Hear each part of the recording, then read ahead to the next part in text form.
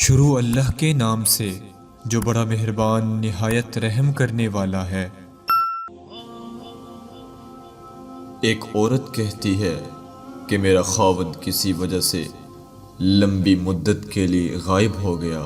اس وقت میں ایک کم عمر بچی کی ماں بھی تھی، جبکہ میرا ضعیف العمر باپ بھی ہمارے ساتھ ہی رہتا تھا۔ ہماری غربت اور مفلسی اپنی انتہا کو تھی اور اکثر اوقات ہمارے گھر میں کھانے کے لیے کچھ نہیں ہوتا تھا۔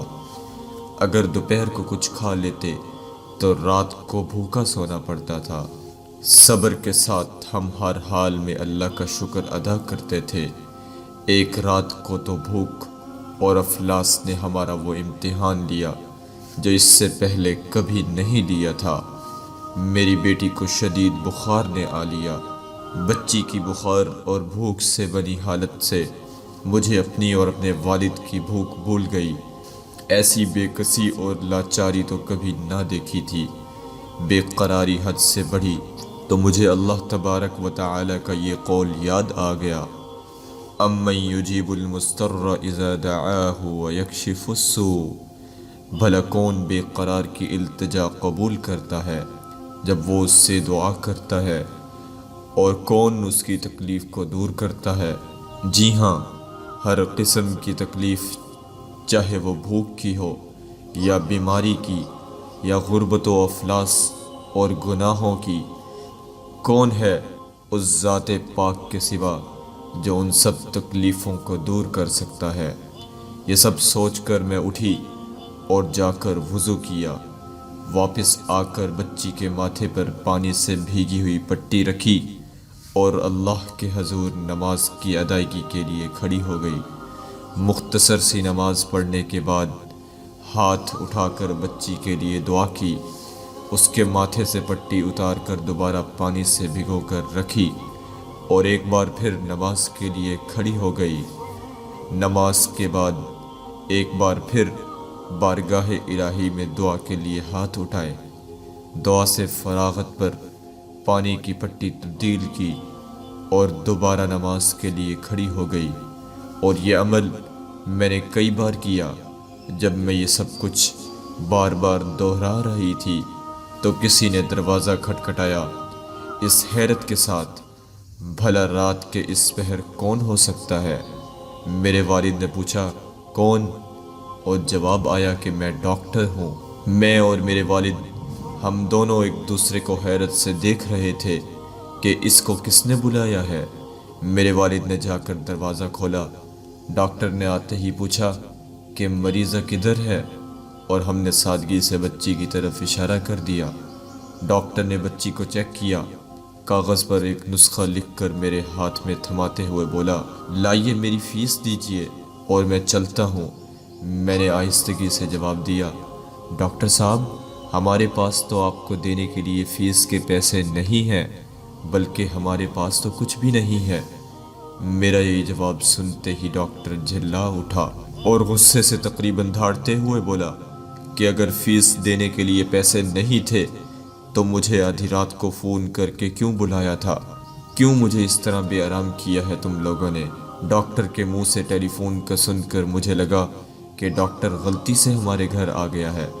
میں نے ہمت کرتے ہوئے جواب دیا، ڈاکٹر صاحب، ہم نے آپ کو ٹیلی فون کر کے نہیں بلایا، بلکہ ہمارے پاس تو ٹیلی فون ہے ہی نہیں۔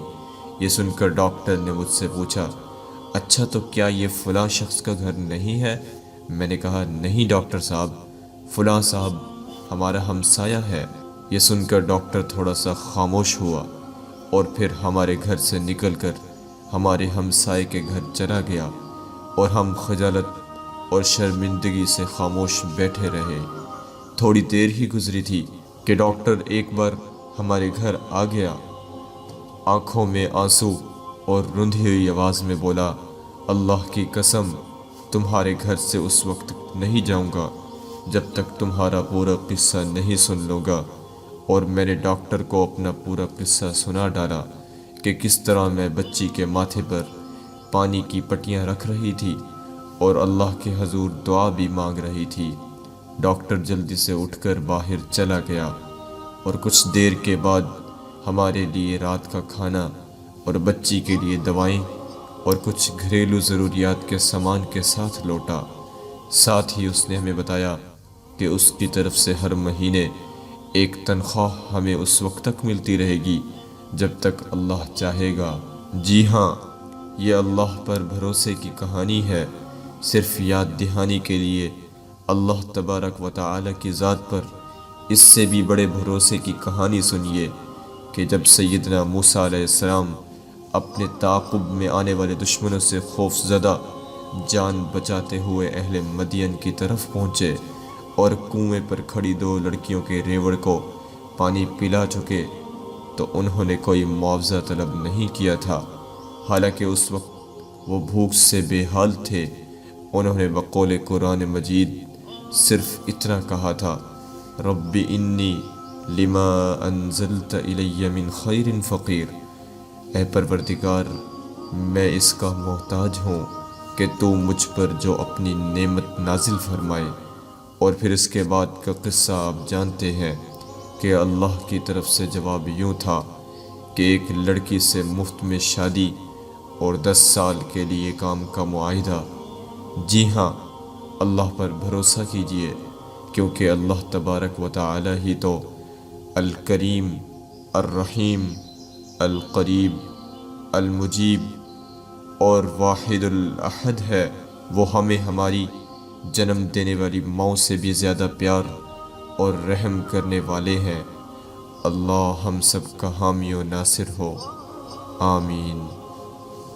अगर आपको हमारी ये वीडियो पसंद आई है तो इसको लाइक कर दें, हमारे चैनल को सब्सक्राइब कर दें और साथ लगे बेल आइकन को दबा दें ताकि हमारी आने वाली हर वीडियो आप तक बआसानी पहुंचती रहे। मिलते हैं अगली वीडियो में। अल्लाह हाफिज़।